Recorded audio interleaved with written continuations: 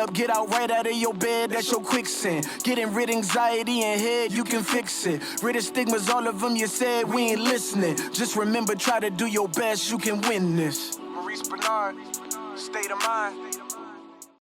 So, without further ado, let me introduce... Oh, yeah. He's also playing Adam on General Hospital. Let me introduce my son, Joshua Benard. Hi. What's going on? It's going good. I woke up. What time is it? Woke up. You like woke up an early. hour ago. Yeah, it's nice.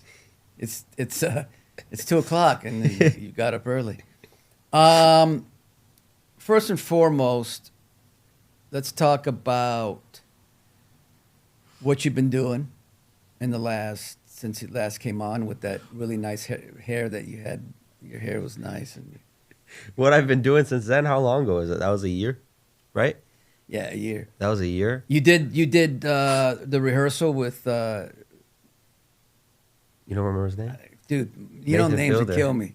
Nathan Fielder. Nathan Fielder. You know, it's funny. He did the rehearsal, and I got to be honest. And I know he's my son, and everybody's like, "Oh, yeah, enough with how great his son is. It's his son. Everybody thinks their son is great." But he did this thing with this very important director that supposedly everybody knew. And I remember Joshua being on the set, calling me and saying, "Hey, Dad, he's more famous than you are." I said, "No, he's not." And he goes, "Look up on Instagram and see who follows him." And all these movie stars and stuff. How was that experience? Because last time you were on, I didn't talk about it. you couldn't right? talk about it. Wait, I did couldn't. it, but You couldn't talk about it. I couldn't talk about it. Right. Oh, it was amazing. I told you that the fact that they just had me go in with no dialogue, Oh, no yeah. no script at all, nothing. It was. You don't do that on General Hospital ever, do you? Or No. sometimes no. No, Never. never. Yeah, and you taught me to improvise, to just be a good actor. You Yeah, have yeah, to you got be in the you- moment, Yeah, stay in you the have to be improvise. And it was like they tell you to go in the room and you're in there for like an hour and a half by yourself. You just have to, it's like you're living as the character, but they're That's always amazing. recording Yeah. and you don't leave. And you have to stay in the character for about an hour and a half. You're in that room and the Doing cameras are what? being my character. So like my character played the guitar or I Right. would just sleep. Right. I would sleep, like take a nap, then I'd wake up, and then Nathan Fielder would walk in as my dad and just be like, "Hey, Adam." My character's name was Adam as well. Oh, that's right. Yeah. It was funny. I wonder if GH knows that. There's no way. Or maybe they did. I mean, how can that look? Out of every name in the history of names, Yeah. you get the same name on an HBO than you do on General Hospital. I mean, That's really, that is weird. so listen. As far as that show, when it came on, it's the fourth show. If you want to check it out, and the last 10 minutes or 12 minutes are all Joshua and Nathan Fielder, and he nailed it, hit a home run, man. I mean, it was just, if you watch those last 10 minutes, you know what he can do, and to do that kind of improv and to be with somebody as great as Nathan Fielder, because that's what he does all the time. Yeah. I mean, he's a comedian. Yeah, but like realistic things, not like kind of like Curb Your Enthusiasm. Yeah, that's actually what he does. Yeah. And then I did GH after. Like, I did GH for the first time as Adam. Right after that, I think. Oh, that's right. Yeah. Like, remember when I first came on as Adam? Yeah. Long. Yeah. As a Was around bad the little time. guy. Yeah. I want to get into Adam later, but I just want to ask you some questions. Oh, you got notes for me? I thought you said you weren't going to do notes. No, I got my own little notes. That's because I forget things. Let me just ask you some questions, and then we'll. What is your definition of love?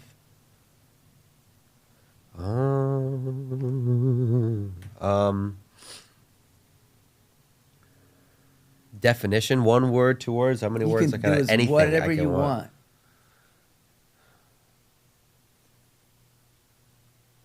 You know, the first thing that came to my head was like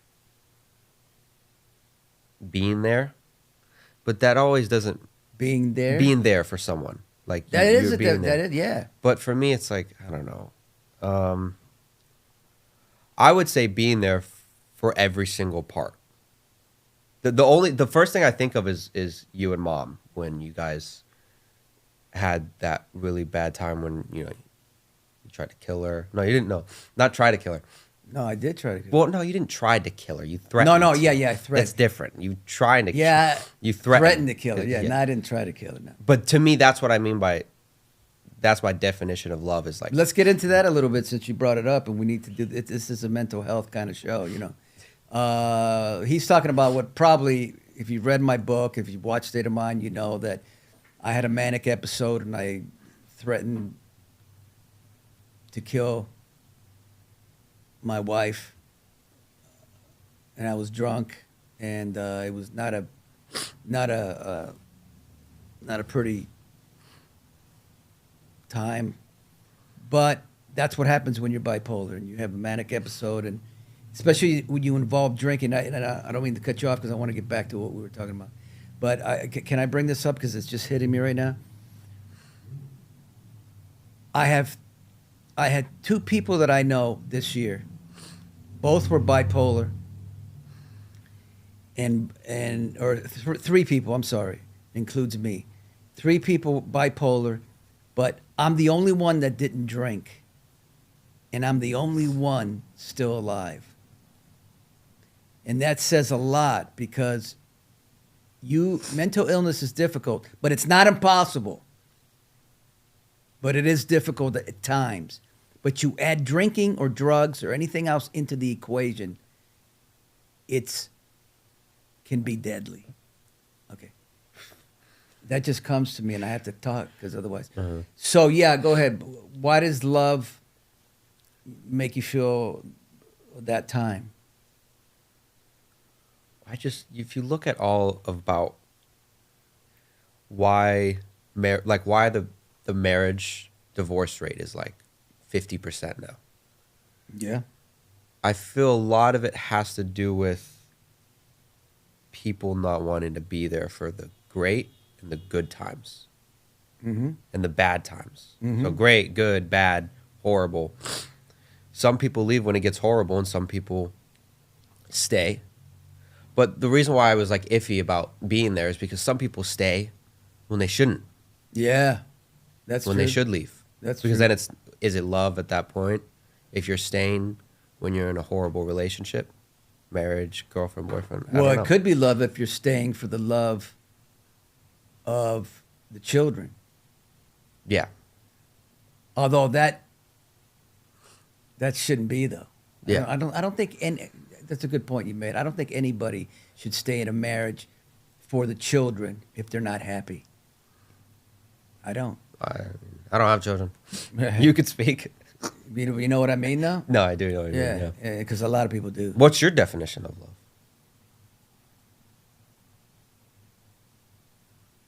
It's a hard one. It's amazing that we're just a stupid question and just getting us all into this.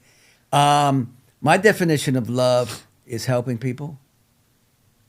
Helping people? Yeah, it's like what I do here. Mm-hmm. It's like I get the most gratification. Even now, I get emotional from people that are going through stuff, and whether it's my book or whether it's State of Mind that I've helped. That to me is, and the love of my parent. That's love, but that's kind of everybody's love, right? The parents and your wife, Paula, what she's done for me. That's your mother. Really? What she's done for me, is beyond that love. But man, sometimes I see videos, and I can't tell you. I don't know if that's love of these dogs that they find on the street that are like starving. Yeah. And they they turn the dog, they grab the dogs, take them home, and then the dog, you see the dogs get better and better. Yeah. And what that to me, nothing makes me cry more than that, and that's love. So, I agree. all right. Today, I have. It's kind of like um, a different kind of state of mind. I have an incredible actress who I just had the pleasure of working with on General Hospital, the hit show General Hospital, and I've never worked with her, and we did this scene, and I said to myself, "Wow, now this is an actress." I got to tell you, because I was like, I mean, so I'm just thrilled to have this underrated actress. She may not be underrated. I mean, I think she's just fantastic. And she's here today on State of Mind. Now, her name. I'm just gonna call her by one name, like Beyonce, like Adele. It's just one name. Her name is JoJo. How you doing? Hi, I'm doing great. How about you? I'm doing really good because you're here, and it's let's talk about the first time that we worked together. Can we talk about that? Yeah. How did you? First of all, can I just ask you a question? Yeah. What do you think about me as an actor? I think you're really good as playing Sonny because you act like him and you are. Like, you're not acting, but you're in him, basically. Like I'm living the character. Yeah. Yeah. Thank you. Appreciate that. So after our scene, how did you feel? I felt pretty great because I thought it was my first time working with you. Was it? I think so. Yeah. And after that, I just saw how good of a person you are. Oh, that's sweet. And I want to, if you don't mind, I want to tell the audience, the State of Mind audience, how what happened after we worked together. Okay. That's fine with me. Yeah. Like I remember I was in the wardrobe and I came out and you were there and then we hugged. You remember that? Yeah. Yeah. And then I said you were great and all that, and I hope to work with you Thank you. again. And yeah, you're welcome. And then I went to lay down on my bed, and as I lay down on my bed, I heard something under the door. And I got up and I said, "What?" And I found something. They don't know this, right? I found this beautiful picture and it says JoJo to Sonny, and it has me there with the black hair, right? And then you're right here. And then I opened the door and you were right out there. And then I said, "That's an incredible picture." And you said, "Thank you," because you're so polite. And then we just started talking. Your mom came. And that's how we started our relationship. Yeah. How did you feel about all that? I felt pretty great because it was like meeting a new friend. Yes. Yes. So now we're friends. Yeah. Wow. This is just, I can't tell you. I'm so glad that you're on this chair. Yeah, it's just amazing. So Thank you. I'm going to ask some questions. This is not like an interview. This is just kind of like a conversation with your new friend. Okay. So tell me about how you grew up. Well, I grew up doing Cirque du Soleil because I was doing it since I was a baby. And I used to go on my dad's shoulders and do crazy tricks. And when I was old enough, I standed on his head without slipping. Really? Yeah. and he didn't hold me. I was just there. And that was the first time I ever did that trick. Wow. So then you started doing more and more and more? Yeah, so, and then when I was like 5 or 6, I started doing acting. Oh. So I was doing Cirque du Soleil and then acting. I think I started when I was like 5. Really? Yeah. What was your first acting job? My first acting job was probably, Grey's Anatomy? yeah, I think so. Tell me about that audition. So I don't remember much about it. And I think it was about like, yeah, I don't remember much about it because it was like a long time ago, like 3 years ago, basically. And how old are you right now? I'm probably 7, and I'm about to turn 8. Oh, you are. So what did you do on Grey's Anatomy? I just did I was in a hospital, and you know that I have long hair, but one time when I was in a hospital, they made my head look bald. Because I had cancer or something, Oh. and I had to shave my head. Did you have a lot of lines, or did you say a lot? Or No, I only had 5, the limit to my pages were 5, and my lines were probably 10 lines, and then that's it. On each page, even 10. So then you got General Hospital. Yeah, I got the audition because after that, they saw me how good I was. Right. And then they did an audition for me. I had an audition for that. And the weird thing is that Grey's Anatomy is right next to General Hospital. Yeah. And that audition after changed my life. Really? Yeah. Because you met me? Yeah. And I met all the other people. I met my mom. I met my fake dad. Oh, you're fake, yeah. And I met everybody there, like Maxie and other people. It's a great family atmosphere. You know, I've been there almost 30 years. Yeah. And it's crazy to think that you've been in there more than me. But you have.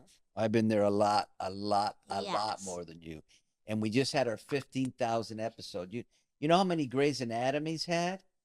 I think 400. We've had 15,000. Are you kidding me? That's mind blown. Isn't it? Yeah.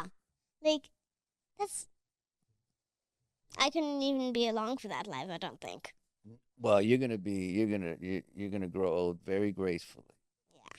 So you work with Michael Easton, who's a friend of mine. What else are we gonna talk about? I had a few. Oh yes.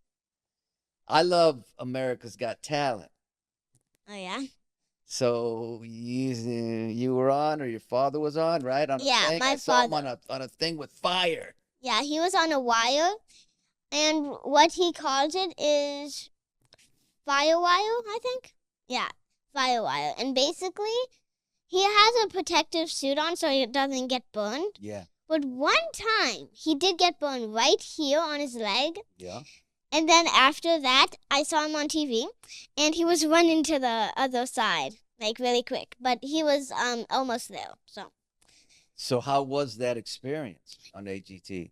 Well, I don't really know, but he told me that it was normal because he's been on a lot of shows with his Firewire. And it's just mind blown that I have a dad like that. Isn't it? Yeah. And my goal is to get to American's Got Talent because it's amazing there. And you're going to do what your dad does, or are you going to be better than your dad? I'm going to probably do singing or dancing. Oh, singing and dancing. And maybe I'll even do, if I'm not too old and I got on American's Got Talent, I will go on his shoulders and do the head trick I told you about. Oh, yeah. You know, I can't do any of that. But I can box. I'm a boxer. Yeah. But anything that has to do with heights, I'm afraid of heights. So I would not be good at that. Are you afraid of mountains when you go on a hike? I won't look over the mountain, but I can walk on a mountain. Yeah. So On the way, I said, start a conversation. I said, where are you from? Well, originally LA, but I live in Tijuana. I said, oh, yeah. So he said, so you're going to work with this big asshole? I said, who? Oh, you know, the director. I said, really? Because I'm allergic to directors like that. I go right after them. Right. Don't hold back. Oh, yeah, man. What an asshole. I said, really? So we now drive through Tijuana on the way to Rosarito Beach. I know Rosarito. Right. So go to the hotel. I thought, what am I doing here? I'm just about to call my agent and said, I'm going to come back. I can't do this. I'm going to work with someone who's a dictator. Yeah. So then they called me and says, will you come to the set for wardrobe, measurements and all that? So, okay. So I came to the set and I thought, whoa, what a set they had built. Oh. I'm telling you, they had built the Titanic. No. One side completely. I said, whoa, this is incredible. And they had built everything down there. Water tanks, everything. It's just extraordinary. Wow. So then I came to the wardrobe department, man and a woman, introduced themselves, very nice. So the man says, measuring me, he says, you're looking forward to working with the biggest asshole in the world? I said, hold on for a minute. I said, are you serious? Oh, man. I said, that's the biggest dick I've ever. I said, are you serious? I said, stop measuring me for a moment. This does not bode well. So then an assistant came and said, Mr. Braden, would you come and meet the producers? They're on the set shooting, and James would like to meet you. I thought, well, let's see. At least be courteous enough to do that. So I go to the set, talk to the producers, very nice. And suddenly behind me, the shoulder, Cameron says, I'm James Cameron. I'm so happy you're here. I loved you and da-da-da-da. He took the piss out of me. Mm. And I thought, very nice seeing you. So then I changed my mind. He couldn't have been nicer with me. Oh, really? I have such respect for the man. Yeah. He's a brilliant director. Oh, yeah. Absolutely brilliant director. So then, at a later stage, I'd do a take with Leo DiCaprio and a woman he was married to. And they came out, we finished the take, and Cameron says, never. And I'm ready to, I said, what do you mean never? He says, that's the last line in Colossus, the film I did. Ah. Such a big fan. Yeah. I'd forgotten about that. I thought he was going to criticize Yeah, the scene. sure. So, wonderful. What did you see in DiCaprio? A brilliant actor. In one little moment? I know. No. There were moments on the set when we talked, Cameron and DiCaprio and I, and he would imitate various actors so perfectly. No. I said, this guy is a born actor. Wow. I was blown away. Wow. He did imitations of actors. I mean, my God almighty. Wow. Brilliant. He's a brilliant actor. Nice man. Brilliant actor. So you just were in the biggest movie in history. I didn't know that then. But Army Archer from Variety, who had interviewed me before over the years, Yeah. called me and said, what do you think? I said, I think it's going to be very successful. He says, you're the only one who says that. Wow. He says, why? I said, it's a soap opera. It's a soap opera, but a very expensive soap opera. Yes, exactly. With wonderful actors. Yes. And turned out to be true. Then we came back. I'd finished my stint there. You know, when I drowned, that scene, Yeah, right. I was scared shitless, to be honest. What? How did they put the water? Tell me that. What happened is this. The night before, the assistant director comes and says, it's up to you. We can use a stunt guy, but James would like to use you walking up the stairs and turn at a certain time when water comes from the ceiling. Oh, man. I said, I will do it if we have about 4 or 5 dry rehearsals. I've been in enough action films in my life and television shows to know how one has to rehearse it. Yeah. So thank God we did, because there were a number of times that, let's do it again. So finally we were ready to do it. but they couldn't practice with the water. It was only a computer. You understand? Otherwise, the whole thing would have drowned. I get you. It's all a dry run. So Right. now comes the real take. What they didn't know is that when the water came rushing in from both sides, and at a certain point when I turned, 150 tons came through the ceiling. Oh my God. So now the furniture was all over the place. It floats. Right. Now before the scene, I see all the camera people, 12 cameras. Right. I see the cameramen with diving suits on, oxygen tanks. Wow. I said, whoa, what did I get into? When there was a ceiling. The water was getting higher and higher and higher. It went higher and higher and higher. I thought, oh my God. I was panicked. Ooh, I can imagine. Really panicked. And then cut. But you were under the water, like? Well, partly, not quite, Oh. but almost. But I thought if this, it went higher and higher until they said stop. Wow. So they said cut. But you don't know that they may not say cut. You know, accidents happen, as you know. So it was scary. Wow. Then after that was all finished, I asked if I could come back with my son, my wife, and his girlfriend. They wanted to see the set. James Cameron couldn't have been nicer. That's amazing. Stopped shooting, just come here. He took us to his trailer. We saw the first 5 minutes of Titanic. No. And I heard Celine Dion's voice. No. Yes. And I said to him, I get goosebumps. I said, you're going to make a fortune. He says, man, from your mouth to God's ear. I certainly hope so. Because they were panicked. You can feel that. I could, right then. Right I there. got goosebumps. I said, you're going to make a fortune. And that was the case. So now, Eric, you know we have to talk about Y&R because otherwise I'm going to get in trouble. We talked about everything, but Y&R. How does it feel, Eric Braden, to just be able to have the same job and be at the level that you are for as many years as you've been doing it? Well, I could ask you the same question. I know, but for me, it is, you know, that I had to really work hard at accepting the medium.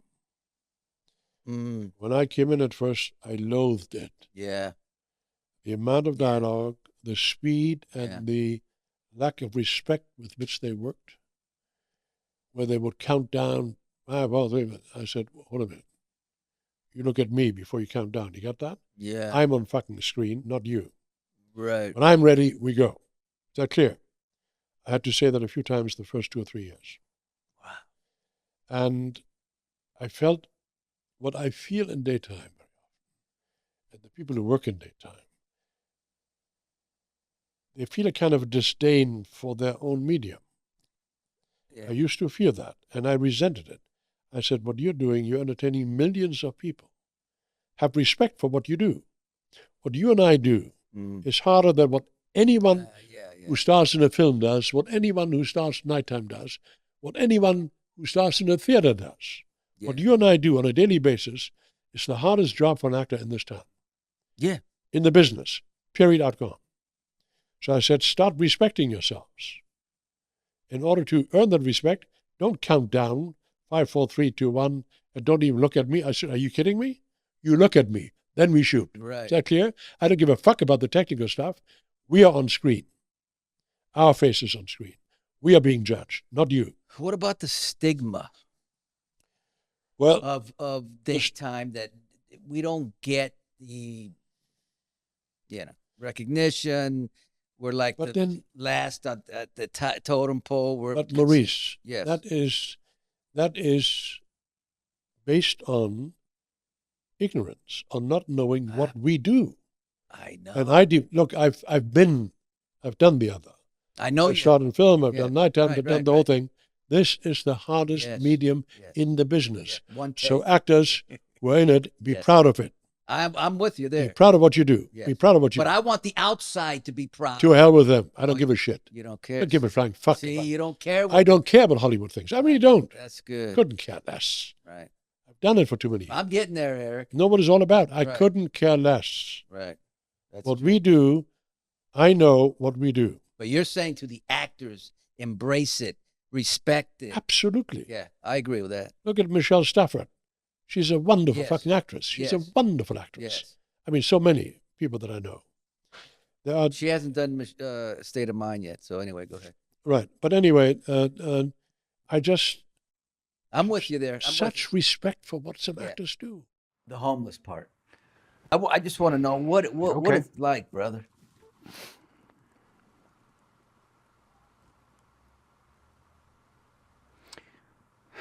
I know. Sorry, this I know. This one's going to be tough. is where it goes for me.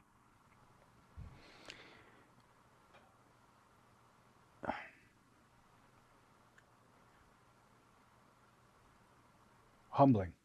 Oh, yeah.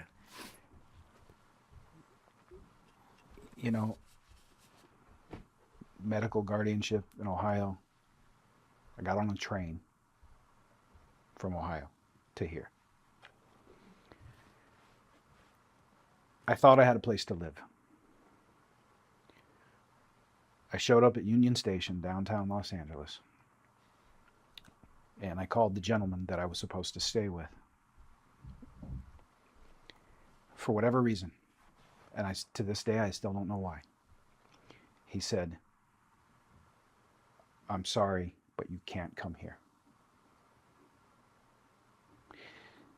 So I'm sitting in Union Station. I got nowhere to go. A lot of my friends had left me after my injury. I had no one to call. So I started walking. And I kept going and going and going. I got my suitcases, Damn. my backpack, no money, because I got robbed in Chicago. Took my phone, my credit cards, my ATM, my wallet, everything gone. I had no money, no food, no water, no place to lay my head, nowhere to go. So I just kept walking. And so I look up. I finally get somewhere. I don't know where I'm at. I get somewhere. I look up. I start looking around, and then I realized where I was. Skid Row.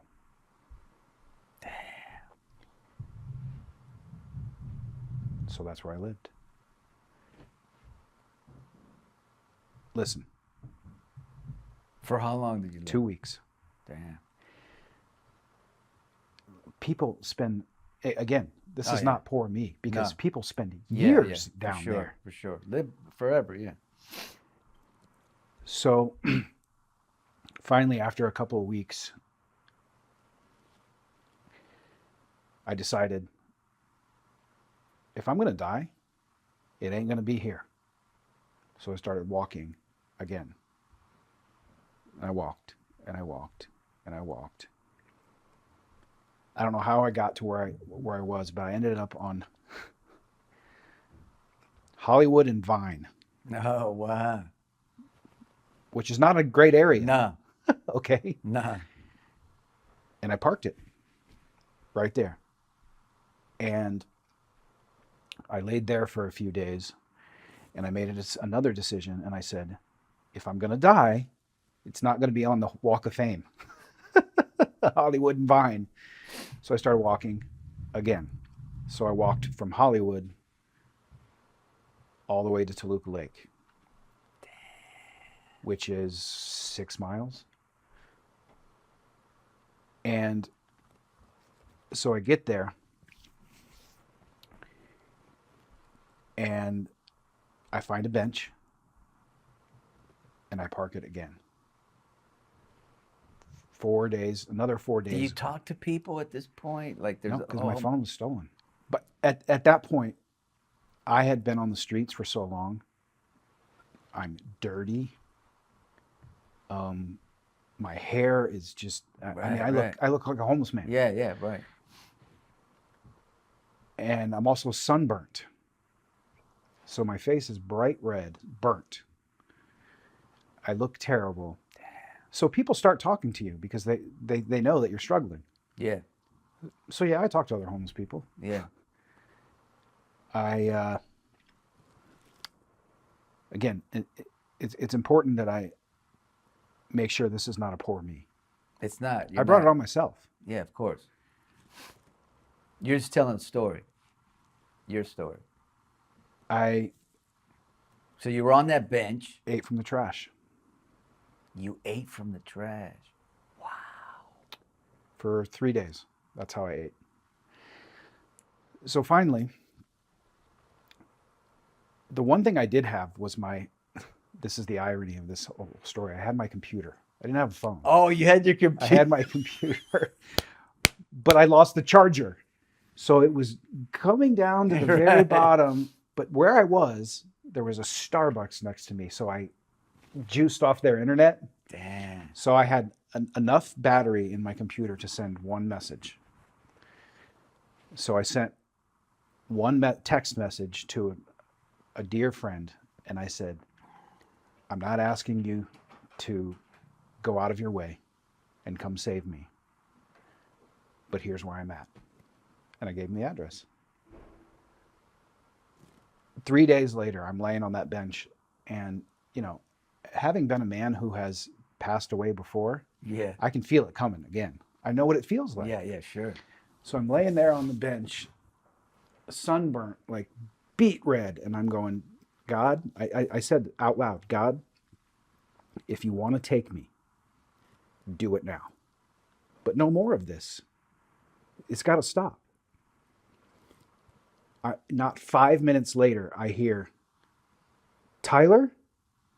That's beautiful, man. And I turn over, and my buddy is in the driver's seat of his car going, I've been looking everywhere for your ass. Really? And he saved me. He got me a hotel room that I spent for 3 days until I could find another place to stay. Wow. Saved my life. But he couldn't believe what he was looking at. Of course. Because he's used to this guy. Yeah. You know what I'm saying? No, yeah. But when a good friend looks at you, a homeless man, a guy that he has known his whole life, and all of a sudden that's what he sees, it's a different ball game, man. But faith is a big part of my everything that I've been through. Mm-hmm. And I think that moment you had was a beautiful moment because I always believed that with bipolar and things it's like God and the devil fighting each other. And most of the time God wins. And then there are moments when the devil wins, obviously. So for me, faith is very important, just like that moment you just said. And faith is kind of it's evidence that it's unseen. It's evidence that you believe in that's not there, right? But I think it's, I had this conversation with my son, you need to believe in something, whether it's God, whether it's this, because we can't do it alone. In these, like what you experienced, what I've experienced, it's difficult, man, to do it alone. Something else has to. Yes. And I'm with you on that because I don't believe in coincidences. I don't either, no. I'm laying on a bench in Toluca Lake, dying. And I asked God, if you want to take me, do it now. Don't wait until tomorrow. And then a friend pulls up in his car and yells out my name. Of course. That's faith. That's faith. I mean, what a burden it is to believe that we can do this alone. It's a hell of a burden that I don't want. No. I have today someone who and I'm not just saying this because I'm going to be talking to her. I'm a fan of hers because she can act. And I'm not joking. I'll tell you, I'll talk a little bit about this later, about how during the Emmys that I saw something. And the reason I like her acting is because she's just like real and subtle and deep in the whole situation. So she was Kristen Demera. With names, I'm just the worst. Right? On Susan Banks on Days of Our Lives, Ashley Abbott on The Young and the Restless. Yes. And Bold and Beautiful. She was on Real Housewives of Beverly Hills. That's amazing. Yes, isn't it? And there's a few other things. So, among other things, I just want to say that I'm really honored to have this person on State of Mind. I think you guys are going to be excited when I say her name. Eileen Davidson. Oh my goodness gracious. How you doing? I'm really, really, really good. And thank you so much. Such a incredible compliment coming from you. And I'm very moved. And saying my acting is real and subtle is so huge to me. So thank you. Well, that's my favorite kind, right? But where are you from? I am from La Mirada, California. Oh, really? A little anticlimactic, right? Yeah. So I was raised in the suburbs. Oh, okay. How was that? Youngest of 7 children. Oh, yeah, 7 children. How was that? Right. What's it like being in a family of 7? My house was very loud. There was either a lot of laughing or a lot of screaming, not a lot of in between. What about fighting? Oh, yeah, that's what I mean. Yeah, doors yeah. slamming and fighting and hair pulling. And I don't want to start this off with this, but literally when I was 11, I think my sister, who was 7 years older, she and I were fighting, and she ran outside and she bit me, whatever. And she ran back in the house and locked the door and then did a pig nose on the pane glass window. There's like 6 panes. And it was Father's Day. I literally took my fist and I just went, boom. No. Right through. And I had to go to the emergency room. And my sister, the first thing she says is, don't tell Dad, don't tell Dad. So my other sisters, who were in their early 20s, gather me up and take me to the emergency room to get stitches. One of them passes out. Are you serious? My dad never found out. Anyway. Anyway. I had a girl, I've told this story before, but I had a girlfriend, my first love, actually. I was 14, she was 16.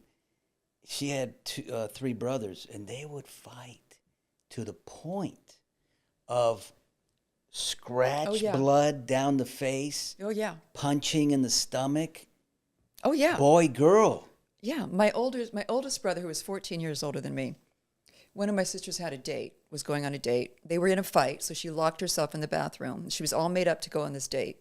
He got a screwdriver, and he opened the door that was locked from the outside with the screwdriver, so the doorknob fell off. Are you? Can you imagine how terrifying? Damn. He goes in, drags her out, and throws her in the pool right before her. It was ugly. But very funny people, though. Yeah, and you fight like that, but then it's love. But it doesn't seem like love to be. Yeah, it really doesn't seem like love. So I want to ask you a couple questions. Yes. I'm very fascinated. What? Because I believe that real men go to therapy. Oh. And I've always been a real advocate for talking about it and getting it out in the open and no shame, and we shine the light on it. So what made you start this? What part of your process? It started, that's an interesting question. It started one night I had anxiety, and, people know of me from, bipolar and the whole thing.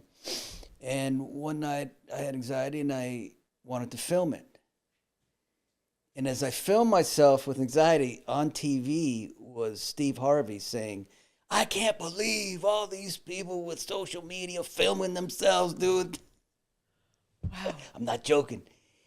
And I laughed, but you know, I was like, here I was, not watching him.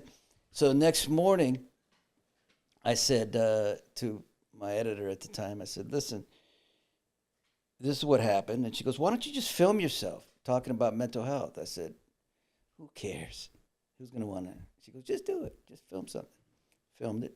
And we'll put it up do it on Instagram story.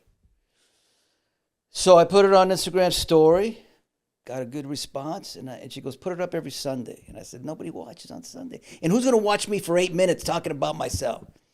But I did it. And then I got my book. And I was promoting the book with State of Mind on Instagram story in the car for a year. And then the pandemic hit.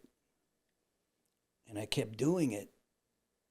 But it was horrific what I went through as I was promoting the book, as I was doing State of Mind. Got through it. And then somebody suggested YouTube. And I did YouTube, and once I started interviewing people, they didn't want me talking to myself anymore. They just love this, and that's how it started. Because look, I believe that it's very important, like you said, for men to open up, to cry, to reveal themselves, and the main reason I started this 30 years ago, when I was on Oprah and whatnot, was because I didn't want anybody to have to go through the pain that I went through. That was the beginning of how I wanted. And now with this, people know they're not alone. People are coming out of the woodwork to talk to you. Yes, yes. It's a beautiful thing. Thank you. Whether they have mental health issues. No, it doesn't matter. Everybody knows somebody who Yeah. does. Yeah. Yeah. I'm getting emotional thinking about it because that's why I was drawn to it. I just think it's such a great thing that you're doing. So can I ask you one more question? Yeah. Has that helped you deal with your own issues? You're going to start making me cry now. Well, I would think that it's got to be interesting being transparent and being accepted. Yeah. Yeah. You know what's funny? I did this thing in Graceland with actors, State of Mind in Graceland. And my wife surprised me with my psychiatrist who diagnosed me with bipolar, manic depressive back then, over 30 years ago. I didn't know he was going to be there. And when he came on the stage, I was bawling because I hadn't seen him in, I think it was 37 years. And he said to me at his house afterwards, because we were talking all night, and we're at the same level now. You know, before he was here, I was here because I was all messed up, right? And he's the psychiatrist. And he said to me, you know, State of Mind is your therapy. And I said, I don't know. He goes, no, it's your therapy. I watch it every week. And and you know what, Eileen? In the last 2 years, I've been perfect. Wow. Perfect. Nothing. Everything's good. So it has to be.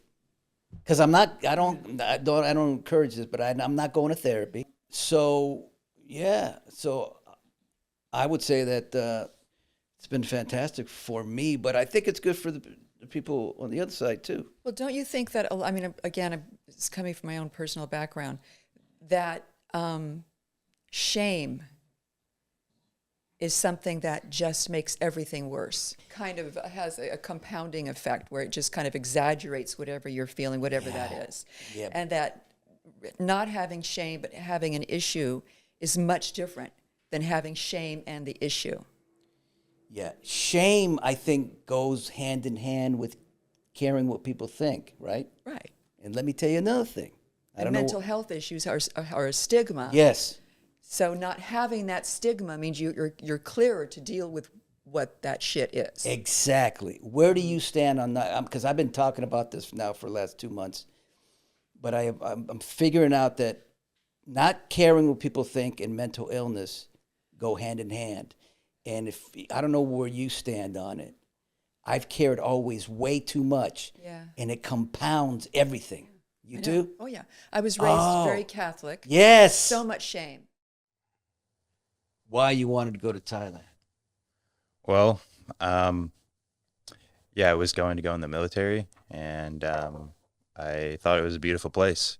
I had a friend over there who works as a musician, and I went to go spend some time with him.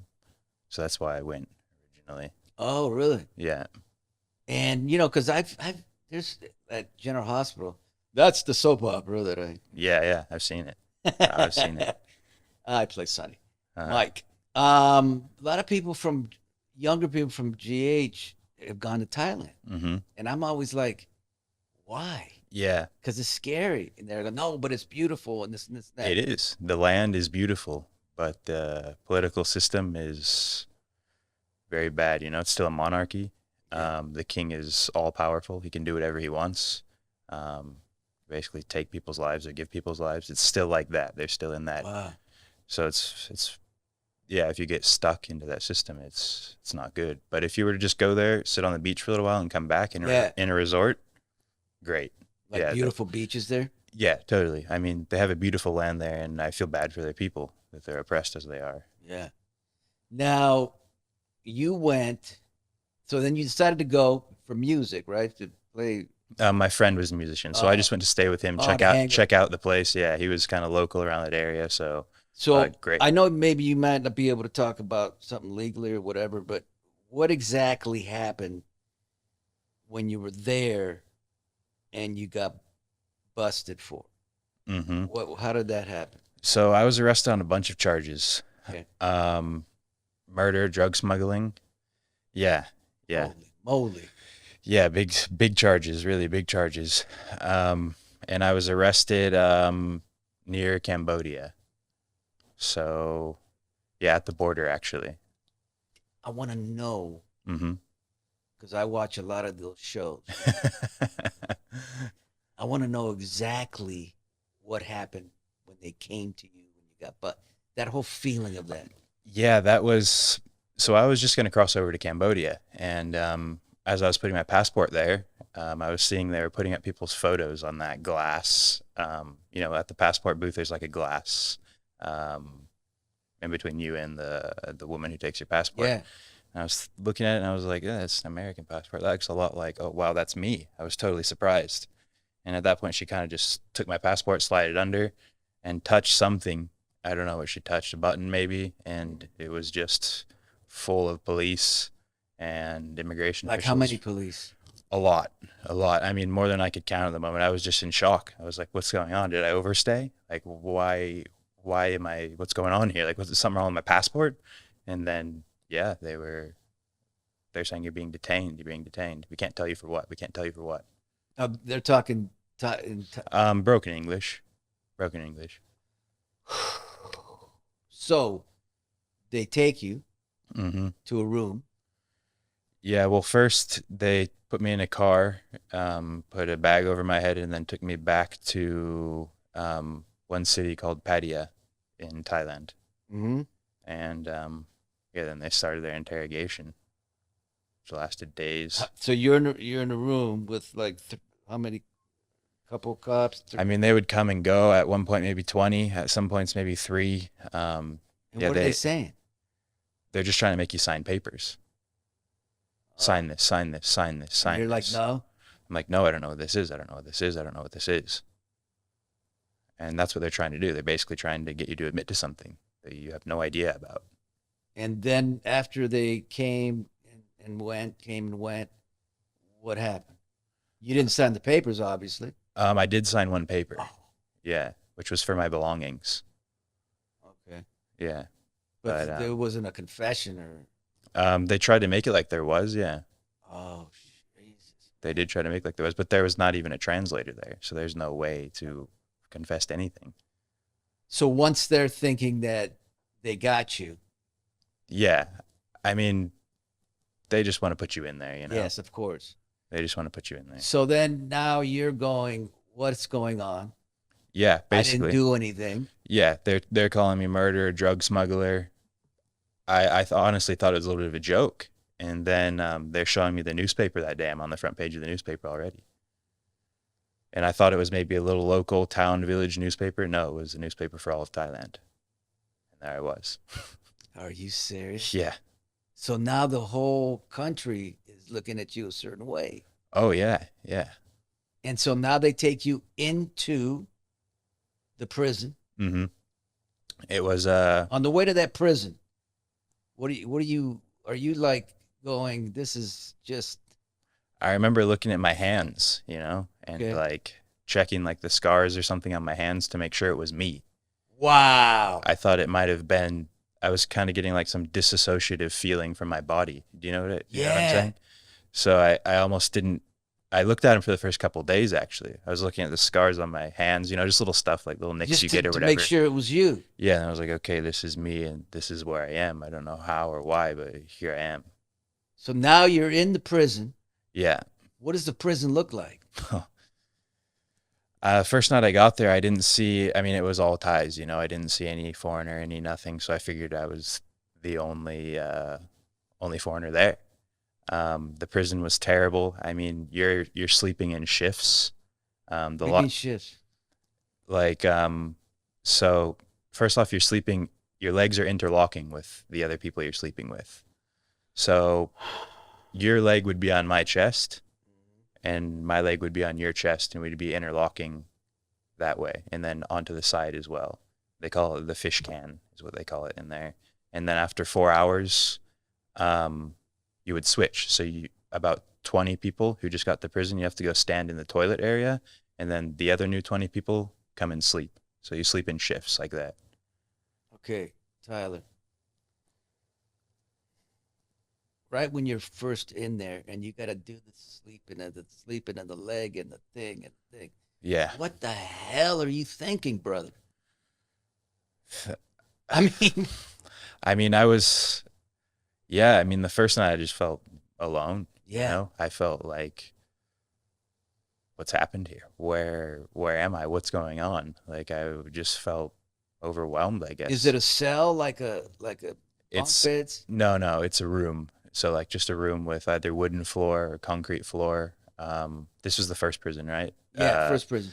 So we're talking a room maybe 20 feet long by 15 feet wide, and you've got about 55 people in there. Okay, let's pause for a second. 'Cause Yeah. I got to take this in. Okay. You're taking me on the journey here, and I'm being affected a lot. Yeah, it's 50 people, bro. It's in this thing. Yes, you cannot sleep on your back. The people who are sleeping on their back have their legs interlocked. Then a group of people sleep on their side, and then the boss of the room, who's in charge of like counting the people who are in the room, also a prisoner, he will usually push you together with his feet. So you will all lay down on your side, and then he will cram you together with his feet. So push you, and then maybe slip one more person in there. Let's not forget, to the State of Mind audience, he's innocent, and he's 19. Am I right? 21, just turned 21. 21. 21. I don't know why I thought 19. Doesn't matter. Doesn't matter. Yeah. I don't care if you're 60. Okay. Okay, so you're there, and you got to sleep like that for the whole time, or while you're there. Yeah, when you first get there, you're like that for a few months. Yeah. What are these other people like in there? Yeah, there's a lot of them that are, not great. A lot of them are just, villagers, Thai villagers, rice farmers and stuff like that. They don't know any different. They're scared. Yeah.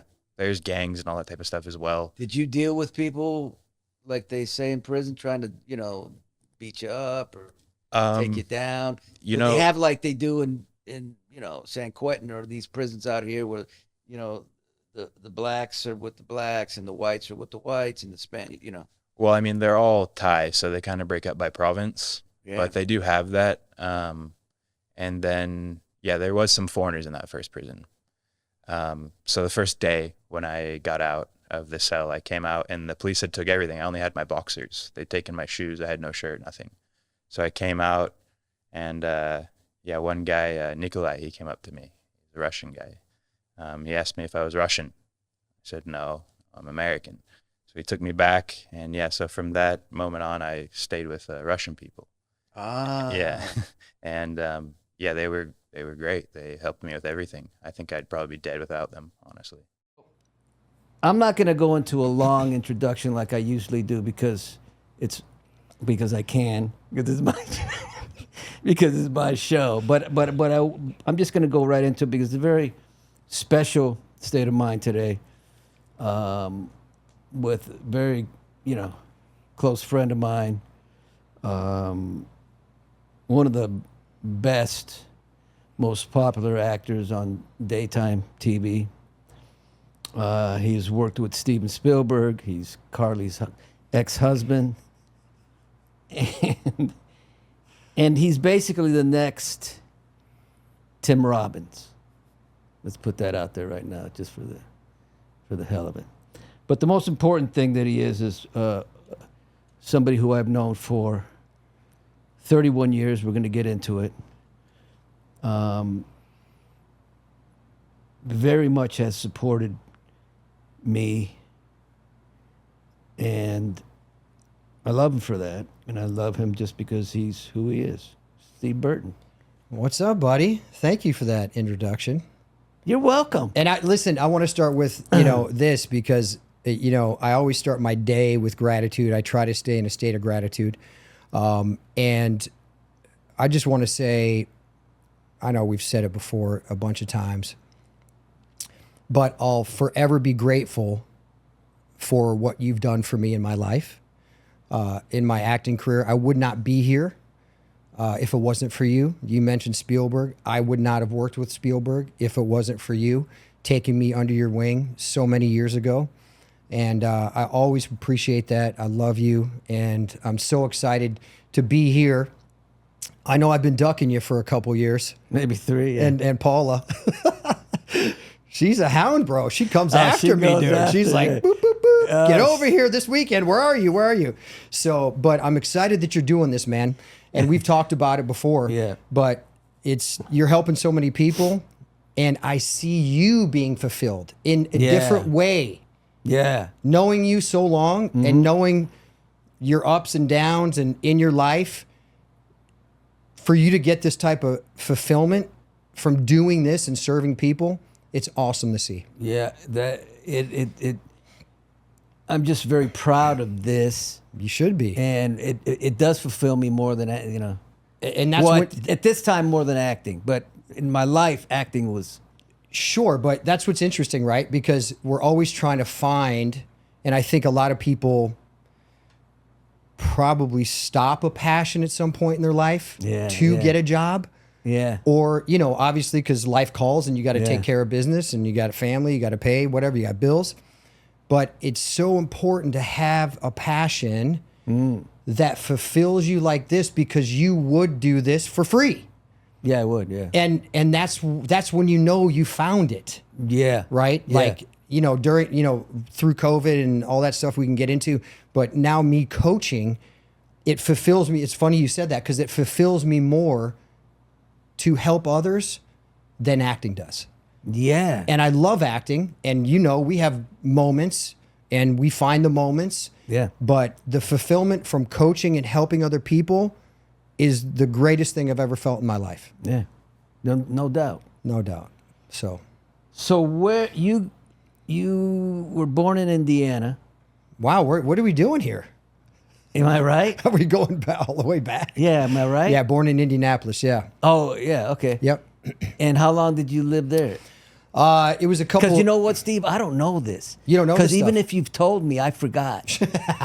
Okay? Yeah, so yeah, basically the cliff notes of that is born in Indianapolis. That's where my dad's family was from.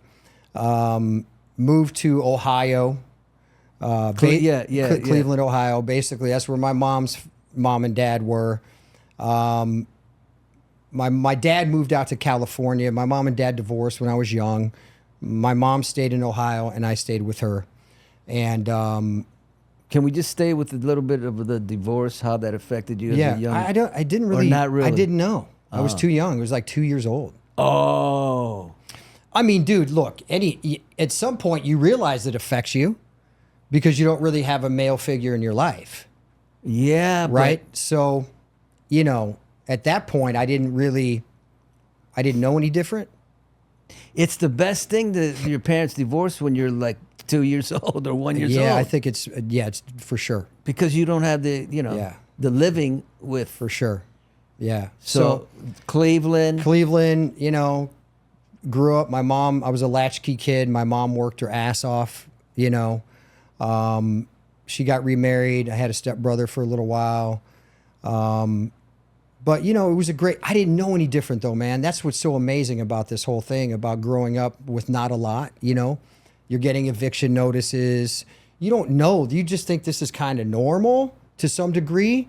But then sometimes you go to a friend's house, you're like, oh, wait, what's going on here, here, bro? This isn't how I'm living. Yeah. You know, but my mom, you know, she worked very hard. And I had to kind of raise myself a lot too. You know, I had a lot of responsibility when I was young. You know, learned to do my laundry early on, learned to do things early on for myself, which was a product of the circumstance, which is fine, you know, because my mom was working hard, you know. And growing up that way with not a lot, I didn't know any different. I really didn't know, you know. And my mom was always, even though the environment wasn't the greatest all the time, my mom was always a very positive person to me, saying, hey, try stuff, you know, treat people with kindness. Like, she instilled some things in me. Follow your dreams, do this, try it once. If you don't like it, don't do it again. You know, so I loved growing up in Ohio. It was amazing. You know, my grandparents and my dad, my uncle, and they were in Indianapolis. So my uncle, who was 10 years older than me, you know, when he was 18, he kind of became a father figure for me at a young age, because my dad was in California, and I didn't really start visiting my dad until I was about 8 or 9. Oh. Okay, so when I would visit my dad, this is what's crazy, is that my mom would put me on a plane by myself. No. Plane guy. No. Yeah, by myself at 8 years old. And I would fly out to LAX, and my dad would meet me at the gate. Wow. Right? And that's how it started, me visiting California. When I was 8, it was for 1 week. Then when I was 9, it was 2 weeks. Then 10, 3 weeks. 11, 4 weeks. 12, 5 weeks. And then it became most of the summer. And then when I was finally 15 and a half, I just turned actually 16 that summer. You know, that's when I told my mom, I said, it was a tough call to make. I called her and I said, hey, I'm not coming home. I want to live with my dad. Damn. You know, so it was tough on her, but she let me go, man. And Well, I know that's tough on her. That was tough on her. To let your son go. I mean, think about that. No, that's tough. Yeah. But You know? but you grow from that, and you get better because you're independent. You Me? No, yeah. I mean. Oh yeah, no, it was the greatest Right. thing And- that ever happened to me. For But sure. some mothers maybe wouldn't. No, I know a lot of parents who are, you know, and I'm guilty of it because I had so much responsibility, you know, and I saw how hard my uncle Mike, who's, you know, kind of my second dad, my role model during that time, how hard he worked. You know, the work ethic was crazy in my family, you know. So I'll always be grateful for that. And then when I came out here to visit, you know, to live with my dad, that's kind of when, you know, things really changed. And I got into acting, and things started happening. Now, I always like to ask this question just because Yeah. it's like I know the answer, but what did you know about mental health growing up, or even as a teenager? Nothing. Well, that's not necessarily Oh, really? true. My stepfather's mother had some mental issues. Now, I don't know what the extent of it was, Right. but I know the base was bipolar for sure. Oh, really?